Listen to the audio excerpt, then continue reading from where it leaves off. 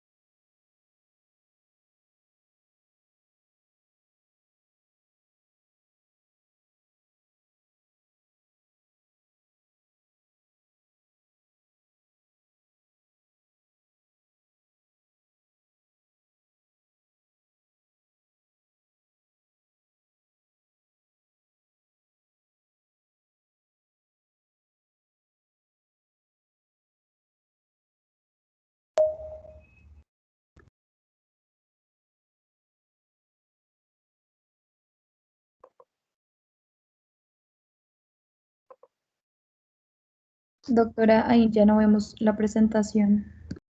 Listo, es que quiero quitar mi cámara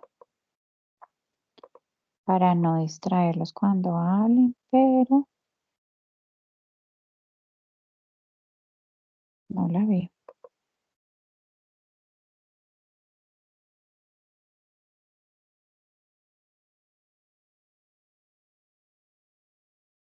Ahí, ¿cierto? Sí, perfecto, doctora. Ahí sí la veo. Sí, ahí ya se ve Bueno, yo perfecto. creo que ya son las 6:05. Sí, de acuerdo. Sí. Empecé. Bueno, entonces vamos a empezar. Bueno, en parte, pues por consideración también a que tenemos estudiantes desde primer semestre, pues hay algunas cosas en las que me voy a detener, en algunos conceptos que de pronto algunos residentes o algo pueden ser básicos, pero para poderles explicar a ellos un poco mejor. Entonces vamos a hablar de todo lo que es la transición o la adaptación neonatal y voy a empezar pues por contarles un poco desde el punto de vista como por sistemas, como lo hacemos un poco en la unidad para no perdernos tanto. Vamos a hablar de cómo es ese cambio del feto al recién nacido cuando nace a nivel pulmonar, cardiovascular, hematológico, lo que es la termorregulación, la parte gastrointestinal o hepática, renal, el sistema nervioso central, nutricional. Y finalmente, pues ya la parte práctica, estos son como los conceptos teóricos, pero al final vamos a hablar un poco de la parte práctica de lo que es la adaptación en sala de partos de un niño normal y lo que es pues el pinzamiento del cordón umbilical. Bueno, vamos a empezar entonces un poco por la fisiología respiratoria. Entonces vamos a ver, nuevamente les digo, cómo es primero en el feto y luego vamos a mirar qué cambios ocurren para la etapa neonatal con el nacimiento. Entonces vamos a ver que en el feto, los pulmones prácticamente reciben muy poquita cantidad del gasto cardíaco, apenas una tercera parte del gasto cardíaco en el feto, porque como ellos no tienen intercambio gaseoso, realmente la cantidad de sangre que ellos necesitan que les llegue es solamente para que los pulmones pues tengan un trofismo o un crecimiento adecuado, pero no para hacer un intercambio gaseoso. Entonces ellos van a tener como una simulación de unos movimientos respiratorios que son un poco más cortos. Los pulmones van a estar llenos de un líquido que es el líquido pulmonar y también pues en parte van a ser estimulados en su crecimiento por el líquido amniótico. Ellos van a sintetizar el surfactante pulmonar, pero lo van a hacer con un pico hacia las 34 semanas y es por esto que cuando nacen prematuros pues no tienen surfactante pulmonar todavía. Van a secretar ese líquido pulmonar a lo que van a ser los potenciales espacios aéreos, o sea, lo que van a ser los alvéolos. Y como les decía, pues ese crecimiento depende de ese líquido pulmonar y también del líquido amniótico. Aquí vamos a ver esta gráfica que es importante porque vamos a ver cómo el feto al nacer tiene que eliminar todo ese líquido que tiene en el pulmón para poder hacer luego un buen intercambio gaseoso. Vamos a reemplazar como ese líquido por aire.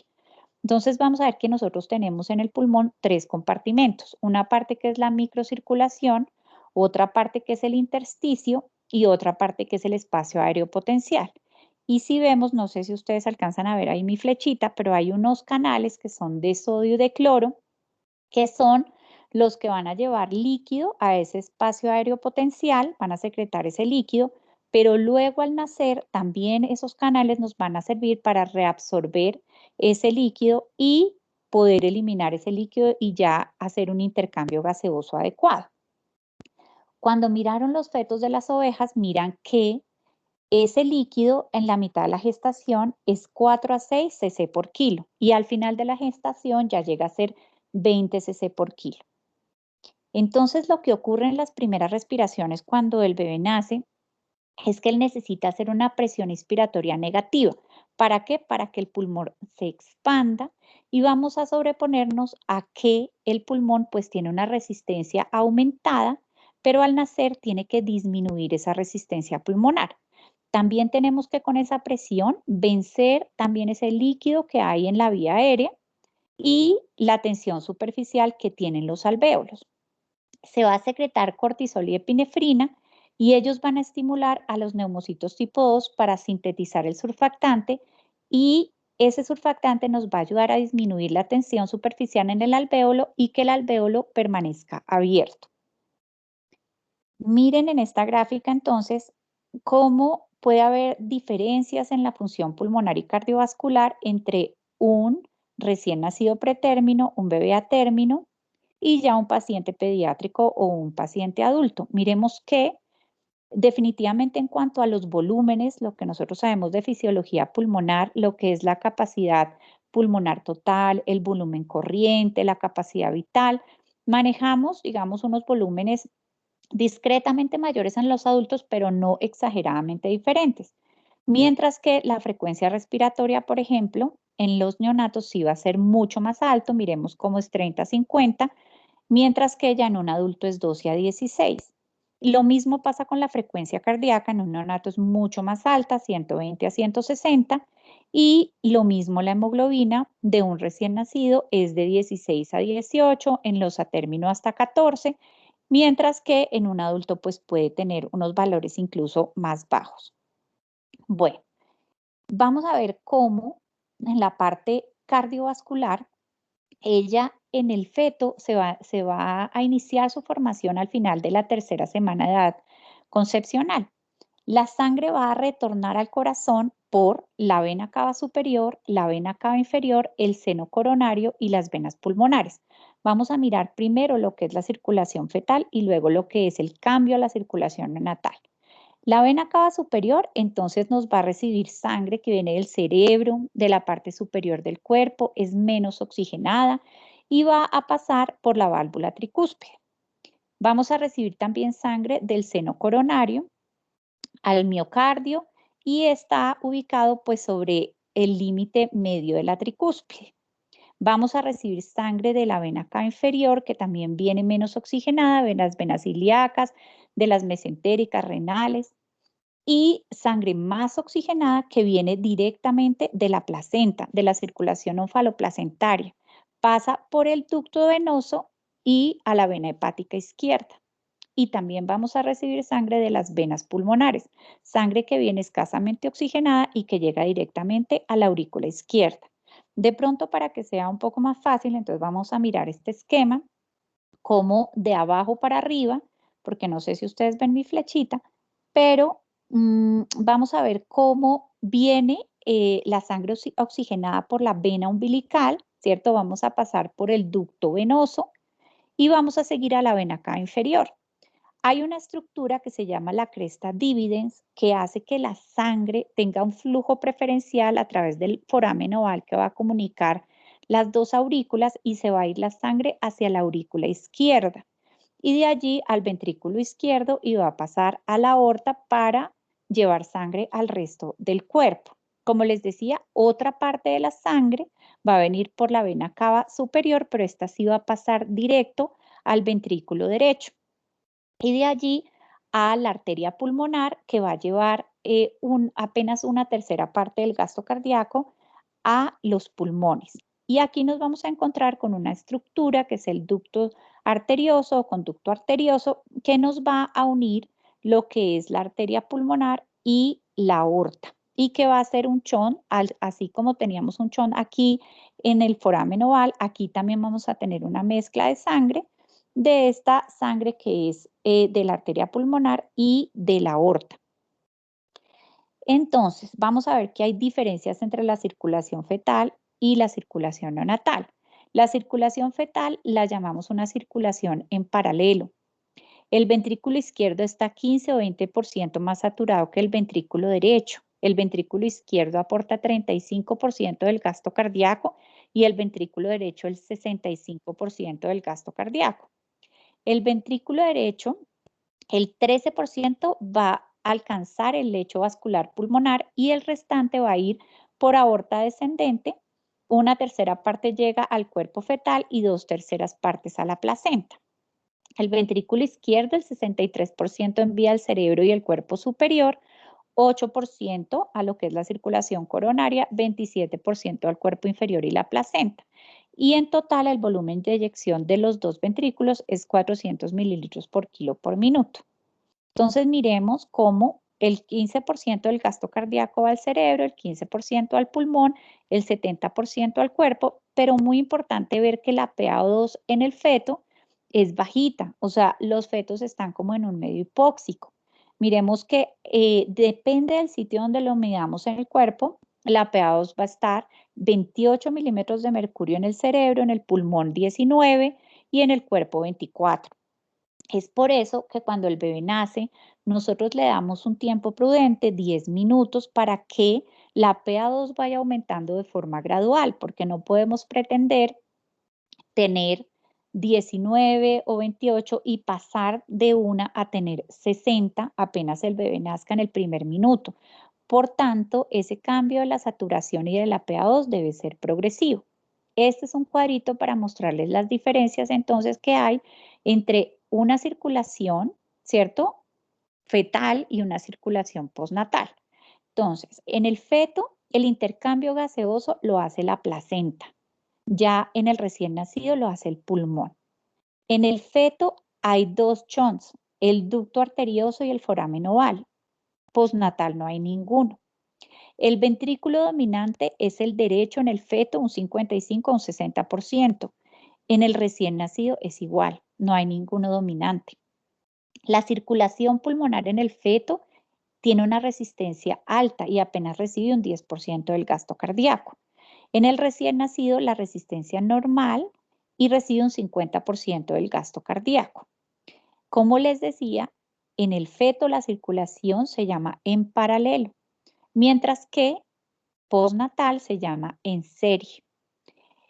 La oxigenación es preferencial en el feto porque miren que como recibimos sangre directamente oxigenada de la placenta, uno de los órganos, por ejemplo, mejor perfundidos va a ser el hígado, mientras que postnatal no hay ningún órgano que esté pues preferencialmente perfundido. Y en el retorno venoso sistémico vamos a tener una alta concentración de oxígeno en el feto y postnatal bajo oxígeno. En esta vamos a ver, en esta gráfica, cómo volvemos otra vez al feto, repasemos que viene de la placenta, pasa por el ducto venoso, nos unimos con la vena cava inferior y a través de la cresta dividens va a pasar derecho la sangre por el foramen oval a la aurícula izquierda, ventrículo izquierdo, sale para la aorta, mientras que el que viene de la vena cava superior pasa derecho por la tricúspide al ventrículo derecho y de allí a la pulmonar para ir hacia los pulmones, pero pasamos también una sangre a través del ductus que comunica la arteria pulmonar con la aorta. Cuando ya el bebé nace, entonces aquí está esta línea que sale encima de la placenta, quiere decir que cortamos ya la placenta, ¿cierto? Cortamos el cordón umbilical y vamos a tener ya un cierre pasivo de lo que era ese ducto venoso, ya la sangre va a ir toda pues por la vena cava inferior y como va a haber un cierre también del foramen oval, entonces ya toda la sangre, tanto la que viene de la parte inferior como de la parte superior, va a ir al ventrículo derecho y ya esas arterias pulmonares se van a dilatar para llevar ese flujo preferencial a los pulmones. Entonces ya llega toda la sangre a los pulmones y también va a haber un cierre del ducto arterioso y ya no va a haber sangre circulando a través del ducto. Entonces, vamos a ver cómo finalmente con los días lo que era el conducto venoso se va a volver un ligamento que se llama el ligamento venoso, que lo tenemos aquí a la derecha, y lo que era el ducto arterioso se va a volver el ligamento arterioso. Y ya son remanentes que quedan, pero por donde ya no hay flujo, y este sería pues el cambio de la circulación fetal a la del recién nacido. Miremos entonces cómo son los cambios que suceden durante ese nacimiento. Entonces vamos a ver que en el trabajo de parto y en el parto se van a generar pues varios eventos que van a hacer que ocurra esta adaptación del feto hacia la vida extrauterina y son las primeras respiraciones y el clampeo del cordón umbilical. Estos dos eventos nos van a producir varias cosas. Por un lado, nos van a aumentar la presión arterial de oxígeno con las primeras respiraciones. El clampeo del cordón umbilical nos va a aumentar la presión arterial sistémica. Y también se va a generar una serie de cambios que es, por ejemplo, el aumento de catecolaminas, de hormonas, de neuropéptidos y mediadores químicos. Esto va a ayudarnos a que se activen unos quimiorreceptores por el aumento de la tensión arterial, por ese pinzamiento del cordón umbilical y se desencadene la respiración. Y esa PaO2 también aumentada, al aumentar la respiración, lo que va a producir es una vasodilatación de las arteriolas pulmonares, permitiendo ahora sí un flujo preferencial hacia el pulmón, disminuyendo la resistencia pulmonar. Recuerden entonces que in útero la resistencia pulmonar es muy alta, mientras que el de la placenta es baja, pero ya en la vida postnatal la resistencia pulmonar baja. También se secretan otra serie de mediadores como el óxido nítrico, que también nos va a ayudar a inhibir la producción de más líquido pulmonar, porque recuerden, tenemos que reabsorber todo ese líquido para permitir un adecuado intercambio gaseoso. Bueno, esa tensión o presión arterial de oxígeno más alto también nos va a activar y aumentar esos canales de los que hablamos al principio en ese primer esquema de sodio y cloro. ¿Para qué? Para que podamos reabsorber ese líquido ahora del espacio alveolar al espacio intersticial y de ahí al espacio vascular y que sea eliminado.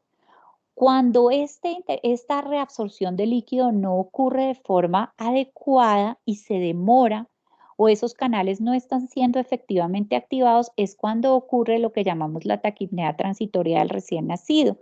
Y es un retardo en esa reabsorción de líquido por esos canales, que son tan importantes para poder permitir que ese espacio aéreo ahora, que es el alvéolo, se llene de aire y ya no tenga más líquido. Lo otro que nos va a ayudar mucho es que cuando el feto pasa por el canal del parto hay una compresión sobre la caja torácica que hace que se eyecte hasta 30 centímetros del líquido que tenemos en el pulmón hacia la tráquea. Y esto también pues, nos va a ayudar. Por eso los bebés que nacen por cesárea tienen más riesgo de hacer taquipnea transitoria del recién nacido porque no tienen esa compresión de la caja torácica.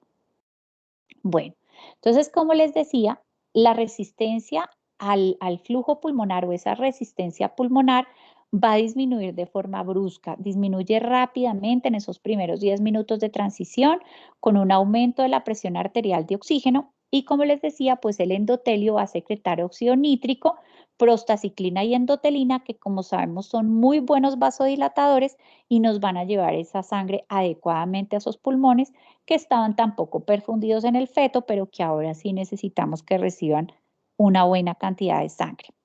Cuando ya se produce en el alvéolo esa reabsorción de líquido alveolar, se va a producir el surfactante por los neumocitos tipo 2 y ese surfactante nos va a ayudar a que los alvéolos se mantengan abiertos, que no se vayan a colapsar.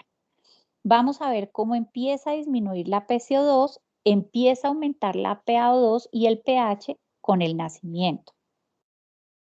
Bueno, entonces vamos a ver que cuando se aumenta el flujo sanguíneo pulmonar, empieza a llegar de regreso del pulmón hacia la aurícula izquierda por las venas pulmonares una cantidad mayor de sangre, haciendo que haya más presión en la aurícula izquierda y eso es lo que nos va a cerrar los shunts, lo que va a hacer que ya no haya flujo de derecha a izquierda porque ya esa presión en la aurícula izquierda es mayor. Y entonces vamos a ver que se cierra el foramen oval y el ductus por el cese de ese cortocircuito de derecha a izquierda. ¿Eso ocurre cuándo? Entonces vamos a ver. Va a haber un cierre que es fisiológico y otro que es anatómico. Fisiológico quiere decir que ya por ahí no va a pasar más sangre. Y anatómico quiere decir que se cierra ya anatómicamente, o sea, que ya desaparece hasta que queda ese ligamento que les mostré en la anterior gráfica. Entonces, ese cierre fisiológico del ductus va a ocurrir en las primeras 60 horas hasta en un 93% de los casos. En parte porque el aumento de la PaO2 hace que se cierre y también porque parte de ese conducto que solo está en la vida fetal permanece abierto por el estímulo de la prostaglandina E1 que la produce la placenta. Cuando ya se corta el cordón umbilical y no tenemos más influjo de esa prostaglandina E1, pues ese conducto se cierra también. Y va a haber un cierre anatómico que ocurre a las 4 o 8 semanas. ¿Y cómo ocurre? Por destrucción del endotelio y por una proliferación subintimal van creciendo esos cojinetes y se va como obliterando y cerrando hasta que solamente queda el ligamento. Eso pasa con el ductus. El foramen oval puede permanecer abierto. La mayoría de las veces se cierra en los primeros meses o el primer año de vida, pero puede permanecer hasta los 5 años en el 50% de los casos, pero sin flujo a través de él. Bueno, eso es el cambio de lo que es el sistema cardiovascular y respiratorio del feto al neonato. Pero vamos a ver los diferentes sistemas. El hematológico. Entonces vamos a ver que el feto tiene predominantemente hemoglobina fetal. La hemoglobina fetal está compuesta por 2 cadenas alfa y 2 gamma, mientras que la hemoglobina adulta tiene 2 alfa y 2 beta, ¿cierto? Esa hemoglobina va a permanecer en el recién nacido más o menos hasta los 4 meses, si es prematuro hasta los 6 meses, y luego va a haber un cambio gradual hacia la hemoglobina adulta. ¿Por qué tenemos esa hemoglobina? Porque esa hemoglobina fetal tiene una mejor transferencia de la hemoglobina de la mamá por la placenta y además es estable en un medio ácido. Entonces recuerden que en el feto el pH puede estar más bajito y eso hace que esa hemoglobina sea más estable.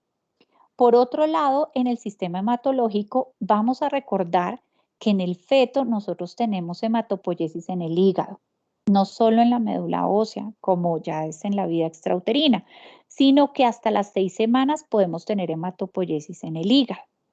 En esta gráfica comparamos la azulita, es la hemoglobina fetal, y la roja es la hemoglobina ya adulta. Entonces vamos a ver cómo la hemoglobina fetal es una hemoglobina que lleva la disociación de la hemoglobina hacia la izquierda, es decir, le cuesta más trabajo liberar ese oxígeno a los tejidos. Pero ¿qué ocurre? Que el feto tiene más 2,3-difosfoglicerato, que es la que permite que a pesar de que la hemoglobina fetal la lleva hacia la izquierda y tiene más afinidad y no permite su liberación, pues el 2,3-difosfoglicerato sí permite esa liberación de esa hemoglobina a los tejidos, ya desviándola a la derecha.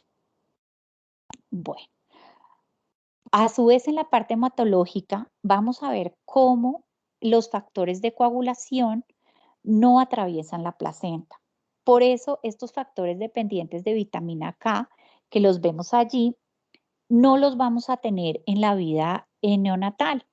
Y esto es uno de los factores determinantes de por qué necesitamos poner vitamina K apenas el bebé nace. Necesitamos ponerlos para que tengamos esos factores de coagulación dependientes de vitamina K. Por otro lado, viene lo que es el sistema de la termorregulación. Muy importante recordar que cuando un bebé nace, viene a someterse pues a un medio donde está perdiendo temperatura de muchas formas. Pierde temperatura por radiación, por convección, por evaporación, por conducción. Por ejemplo, por conducción entre dos sólidos que están en contacto, el bebé, por ejemplo, con una superficie. Por evaporación, cuando él a través de sus piel y sus mucosas, pues convierte esa pérdida de calor en vapor. Por convección, cuando pierde temperatura por las corrientes de aire. Por radiación, cuando también pierde dos objetos sólidos pero que no están en contacto, por ejemplo, con el entorno. Entonces, él pasa a perder esa temperatura que para él es tan importante para conservar la homeostasis.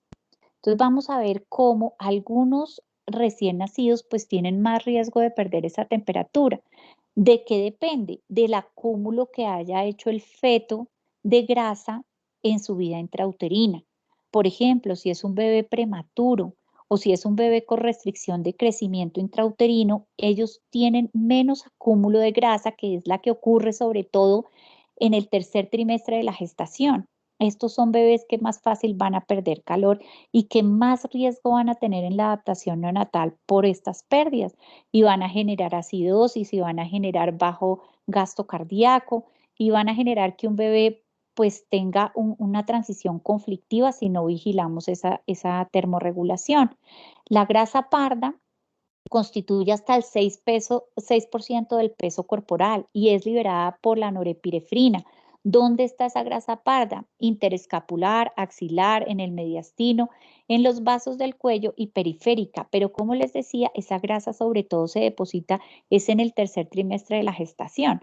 Entonces tenemos algunos bebés que van a tener esa dificultad en la adaptación con la termorregulación y siempre tenemos que vigilarla. Pasemos a otro sistema, al sistema hepático. Entonces, ¿qué vamos a ver? Que los bebés, como les decía, el hígado pasa a ser de un órgano preferencialmente perfundido en el feto a un órgano que ya no va a estar tan bien perfundido en la etapa postnatal. Es susceptible, por ejemplo, a la asfixia. Un paciente que tiene un evento de hipoxia o de isquemia, pues el hígado va a sufrir mucho. Es uno de los órganos que se va a quedar sin flujo porque el bebé va a tratar de mandar ese flujo a sus órganos preferenciales.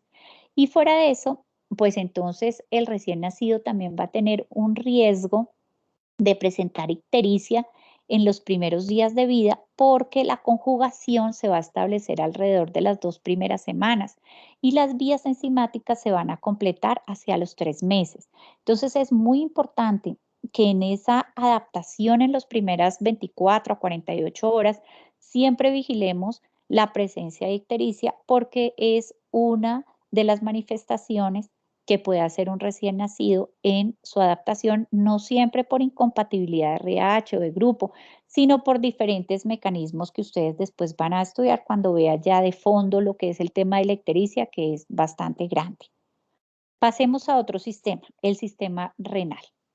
Entonces miremos que un feto tiene 1 millón de nefronas a las 34 semanas. La capacidad de concentración es la mitad de la del adulto.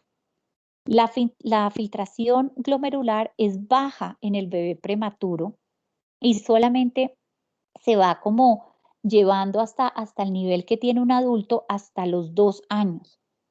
Puede presentar glucosuria y aminoaciduria por inmadurez de los túbulos proximales y también se presenta alteraciones de la vitamina D y del calcio por inmadurez renal.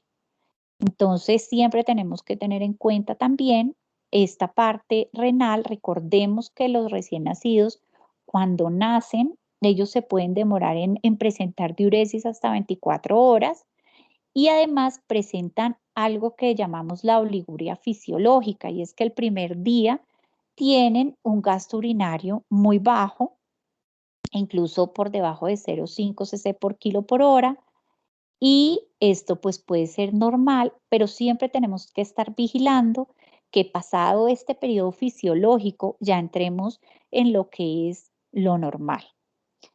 Vamos a mirar dentro de esta parte renal una parte que son los líquidos corporales. Entonces miremos que el 75% del neonato es agua, el 40% está extravascular, el pretérmino tiene todavía más agua, hasta 80%. Como les decía, ellos tienen esta fase oligúrica, pero después va a haber una natriuresis y va a llevarse el líquido de ese espacio extracelular, ya va a pasar al intravascular y vamos a ver cómo vamos a disminuir el peso en esos primeros días 1 a 2% al día. Esta pérdida de peso por redistribución hídrica es muy importante para la adaptación pulmonar. Es parte también de lo que nos va a ayudar a hacer esa reabsorción pulmonar y a sacar ese líquido del pulmón para que ocurra un adecuado intercambio gaseoso.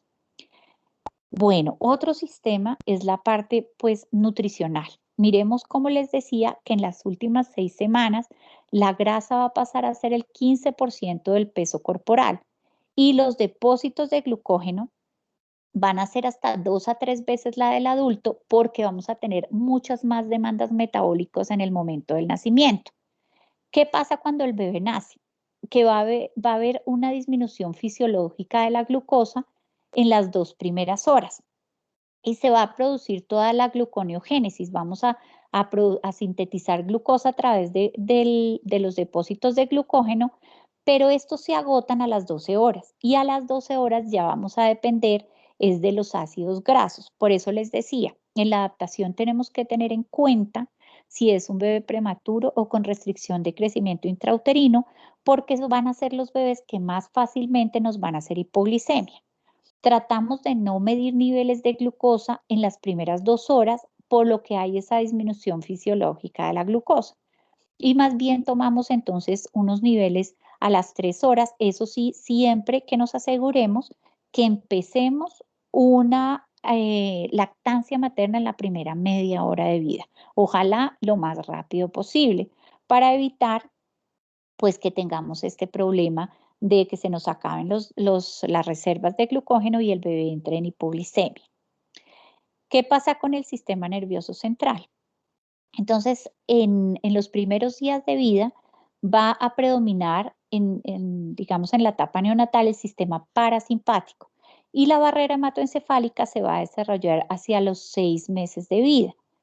Y los neonatos van a tener lo que se llama, pues, la autorregulación cerebral y su presión de perfusión cerebral va a depender de la presión arterial media. Entonces, hemos recorrido como los diferentes sistemas para entender un poco qué es importante en la adaptación inicial inmediata en la sala de partos. Entonces, ¿cómo se hace?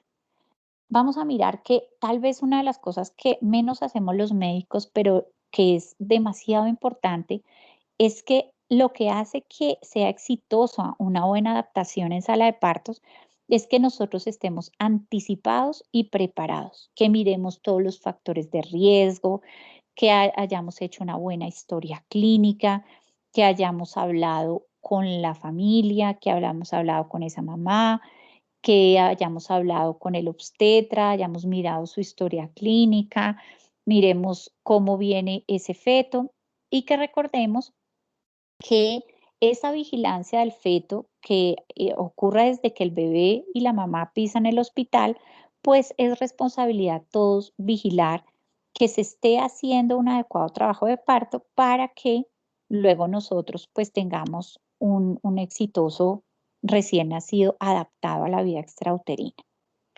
En esto también es importante resaltar que si es posible Lo ideal es que todo bebé que venga con algún problema haya tenido una consulta pediátrica o neonatal preconcepcional y prenatal. Ojalá todas las mamás hubiesen podido tener una consulta prenatal para poder prever todos esos factores de riesgo. Vamos a listar nuestra sala que esté termorregulada, 24 o 26 grados centígrados. Vamos a tener nuestra incubadora servocontrolada. Servocontrolada quiere decir que va a tener un sensor de temperatura para que con la temperatura del bebé la lámpara se regule para tener una temperatura neutra, que es aquella donde el bebé va a tener las menores pérdidas de calor posible, ¿cierto? Esta es digamos, la incubadora que utilizamos en la sala de adaptación. Vamos a tener un adecuado carro con todos los suministros, un carro de paro con todo lo que vayamos a necesitar, es decir, estar bien preparados. Una vez el bebé nace, entonces vamos a tener que hacer un pinzamiento del cordón umbilical. Y para esto vamos a ver que el pinzamiento se va a dividir en inmediato, precoz, habitual o diferido. ¿Cuándo? Inmediato. Inmediato apenas el bebé nace, cuando hay una placenta previa sangrante o cuando hay una abrupción de placenta, porque en este caso ya tener el bebé conectado a esa placenta que no está recibiendo un flujo sanguíneo de la mamá, pues no nos va a servir para nada. Precoz, cuando por ejemplo tenemos una enfermedad hemolítica con inmunización grave, cuando hay posibilidad de poliglobulia como en la preeclampsia o en el hijo de madre diabética, cuando hay miastenia gravis, cuando hay HIV que no ha sido tratado. Pinzamiento habitual, que es el que por lo menos esperamos 1 a 2 minutos después del nacimiento. En general no deberíamos poner como un tiempo, sino que vamos a mirar es unos signos. ¿Cuáles? Que ya no pulse la arteria umbilical del cordón, que ya haya una adecuada ingurgitación venosa, es decir, que ya no el cordón se vea pálido y que el bebé esté bien perfundido.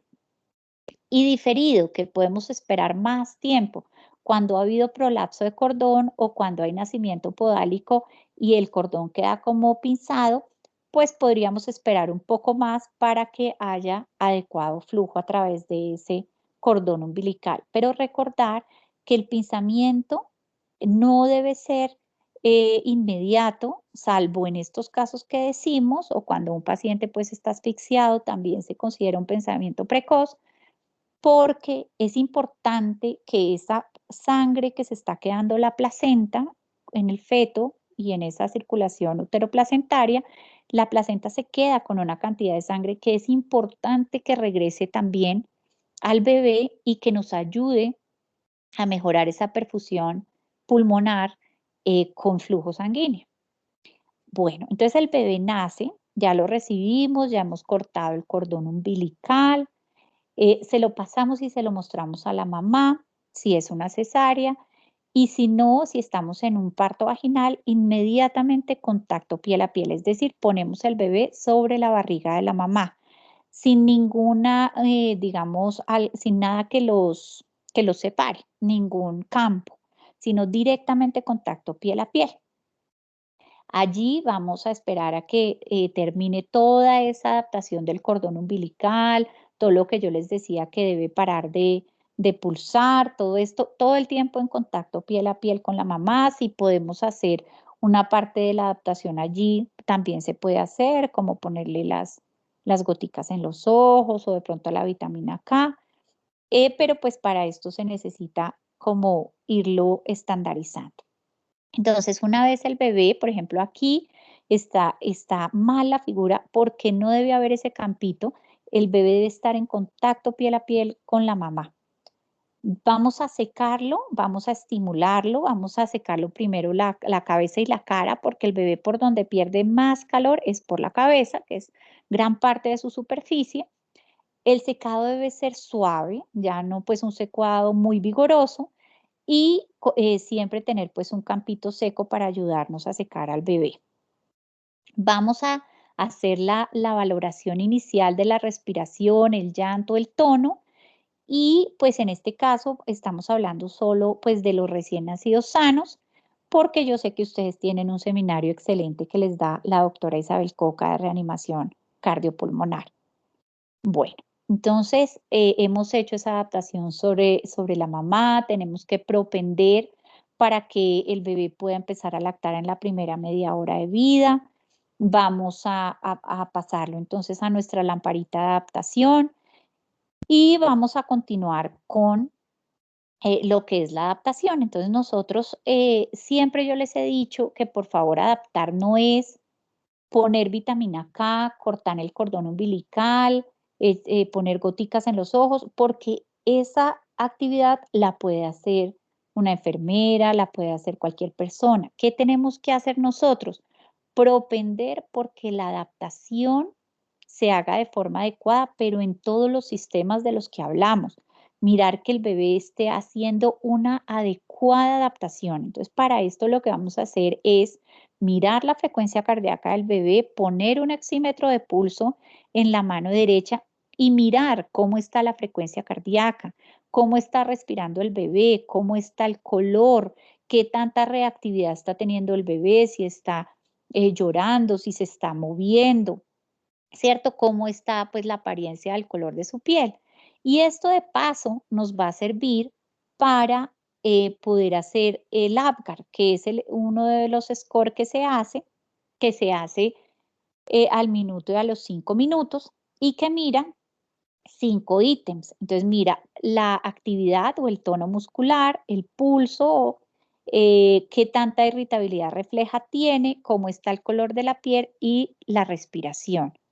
Y vamos a tener o un puntaje de 0 si es ausente o si el bebé está flácido o azul o pálido, un puntaje de 1 si el bebé tiene las piernas flexionadas, si la frecuencia cardíaca está por debajo de 100, si solamente tiene un poquito de flexión en las extremidades, si la piel se ve como rosada en el centro, pero las extremidades son azules, o si su respiración es irregular, y 2 puntos por cada ítem si el bebé está perfecto, ¿cierto? Si se está moviendo, llorando, activo, con buen tono, vigoroso, bueno, y de allí vamos a sacar que si el puntaje de todo nos dio 0 a 3, ese bebé está severamente deprimido.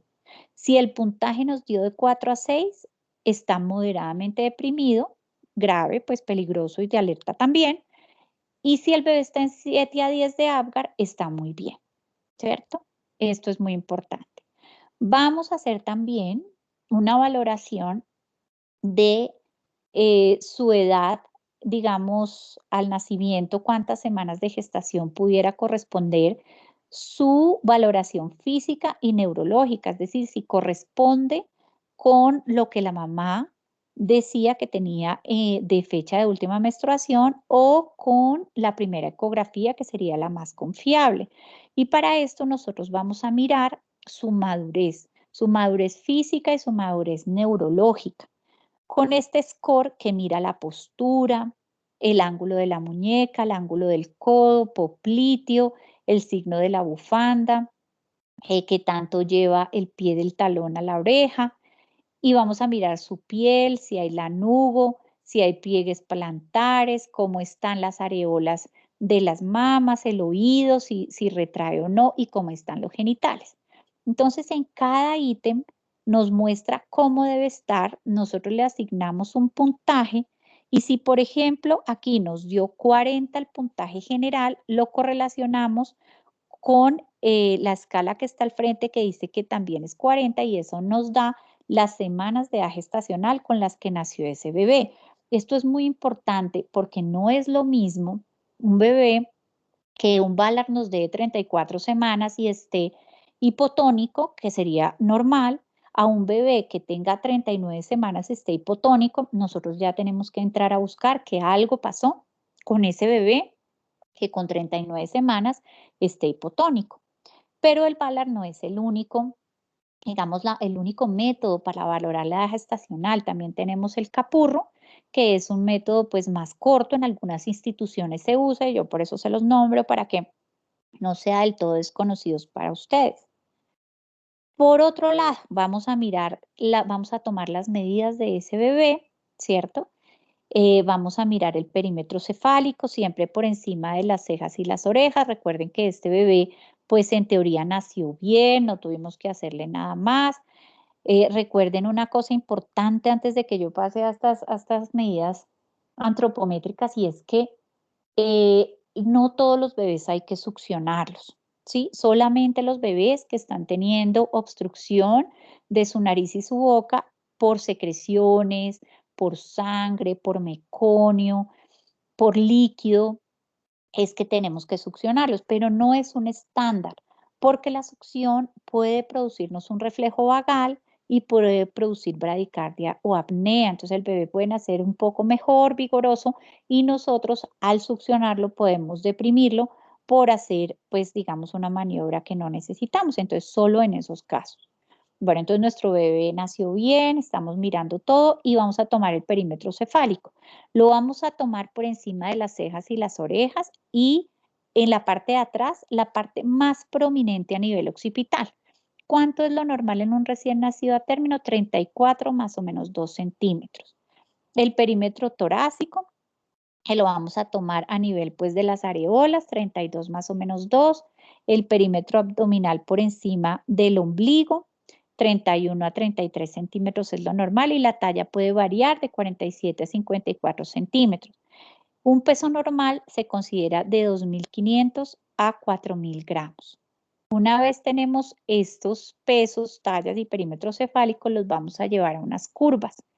Estas curvas, pues tenemos distintas curvas, están la de Fenton, está la Intergrowth, pero en general vamos a decir que un bebé nació de bajo peso al nacer cuando pesa menos de 2.500 gramos.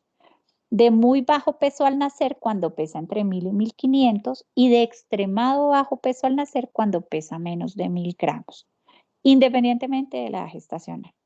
Y es macrosómico cuando pesa más de 4.000 gramos.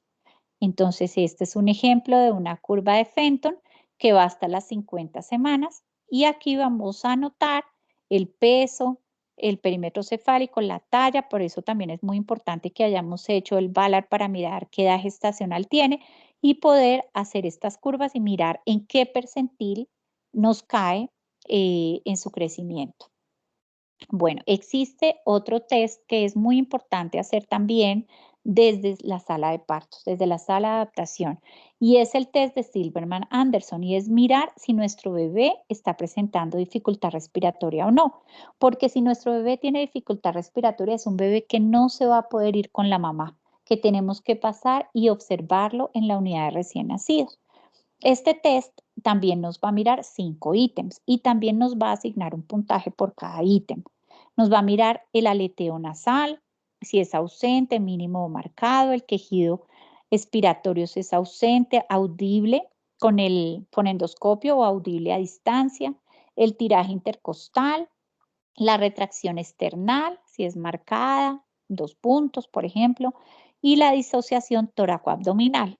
Y al final vamos a mirar que si el puntaje nos dio de 0 a 3, es una dificultad respiratoria leve, que si es de 4 a 6 es moderada y si es más de 7 es una dificultad respiratoria severa.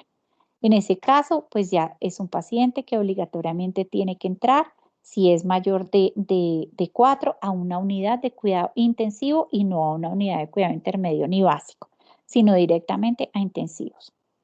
¿Qué otras medidas hacemos en adaptación? Entonces vamos a poner lo que yo les decía, las goticas de los ojos, para prevenir la oftalmía neonatal, que es producida por clamidia y por Neisseria gonorrea. Entonces, para esto utilizamos yodopovidona al 2.5% o podemos utilizar también gentamicina. En el hospital utilizamos yodopovidona. Vamos a administrar la vitamina K, ahora ya sabemos por qué, ya entendimos por qué, y vamos a hacer las permeabilidades, que tratemos de hacerlas casi siempre al final.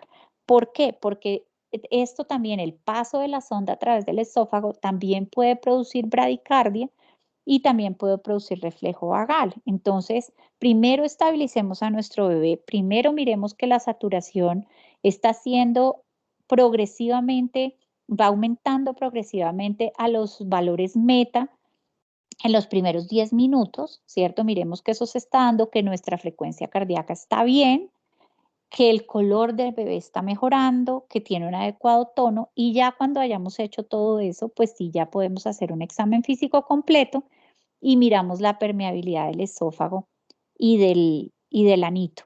Entonces, vamos a tomar una sondita 6 y vamos a tomar una medida desde la oreja hasta la nariz y de la nariz al apéndice sifoides y vamos a introducir la sonda mirando que haya retorno de contenido gástrico y también vamos a pasar la sonda por las coanas, por la nariz, por ambas coanas y por el ano. Bueno, ¿cuándo vamos a tomar gases de sangre de cordón umbilical? Esto sería ya como para terminar. Entonces, cuando digamos que nuestro bebé nació normal, en ese caso nosotros no tenemos que tomar gases de sangre de cordón umbilical. Pero cuando sospechamos que nuestro bebé nació con asfixia, ¿cierto? Que, por ejemplo, el ginecólogo nos dijo que el bebé estaba teniendo un estado fetal insatisfactorio, lo que llamamos un sufrimiento fetal, o que tuvo un evento hipóxico como que hizo un prolapso de cordón, una ruptura uterina, una abrupción de placenta, o la mamá tuvo un arresto cardiopulmonar, o una embolía de líquido amniótico, mejor dicho, algo en su historia perinatal que sea grave, debemos tomar gases de sangre de cordón. O cuando estamos teniendo una adaptación conflictiva. ¿Cuándo estamos teniendo una adaptación conflictiva? Cuando todavía, ¿cierto? El Apgar a los 5 minutos sigue siendo menor de 7. Algo está pasando ahí en esa transición que ese bebé no logra tener un Apgar mayor de 7. Entonces, en esos, o cuando hemos tenido, pues obviamente una reanimación, yo creo que eso ya ustedes lo vieron con la doctora. Entonces, vamos a tomar esos gases de sangre de cordón, por eso se hace siempre doble pinzamiento del cordón umbilical para que nos quede un asa de donde podamos tomar esos gases y miremos pues cuáles son los valores normales. Lo que nosotros necesitamos es la sangre arterial. Entonces, un valor normal es de 7,18 a 7,38. Y recuerden que la PA2 al principio pues está muy bajita porque es el reflejo también de lo que venía de inútero. Entonces pues esto no nos ayuda mucho, nos ayuda el pH, nos ayuda la base exceso. Para mirar si ese niño pues requiere una vigilancia con la mamá o requiere pues un ingreso a la unidad de recién nacidos. Y por último, recordemos siempre la seguridad de nuestro paciente, la doble manilla de identificación, verificarla desde sala de partos, mirar que la primera manilla se puso siempre en presencia de la mamá, habiendo verificado el nombre, que ella reconozca que esos son todos sus datos, y en presencia de ella ponemos la manilla de identificación del bebé apenas el bebé nace. No importa si es cesárea o parto, tenemos que ponerla apenas el bebé nace y no puede salir de la sala de adaptación sin la doble manilla, otra manilla que también nos ayude a tener seguridad, porque ¿de qué nos sirve nosotros haber adaptado divinamente a este bebé si al final pues podemos tener un evento de seguridad con estos niños y que de pronto le entreguemos un bebé que no es a la mamá que no es, que sería pues algo, digamos, muy grave?